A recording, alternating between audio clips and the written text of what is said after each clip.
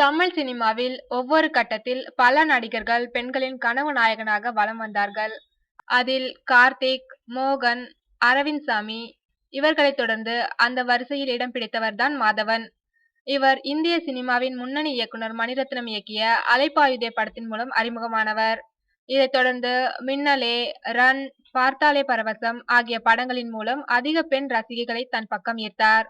இது மட்டுமின்றி கோலிவுட்டிலிருந்து பாலிவுட் சென்று தனு வெட்ஸ் மனு ரிட்டன், ரங் தே பசந்தி, 3 இடியட்ஸ் ஆகிய படங்களின் மூலம் பாலிவுட் ரசிகைகளையும் கவர்ந்தார். மேலும் இந்திய சினிமாவில் சில நடிகர்கள் மட்டுமே ரூ.100 கோடி கிளப்பில் இணைந்துள்ளனர். அந்த வகையில் தனு வெட்ஸ் மனு ரிட்டன் 2ஆம் பாகத்தின் மூலம் மாதவனும் இந்த கிளப்பில் இணைந்து மீண்டும் தன் அடுத்த ரவுண்டை ஆரம்பித்துள்ளார்.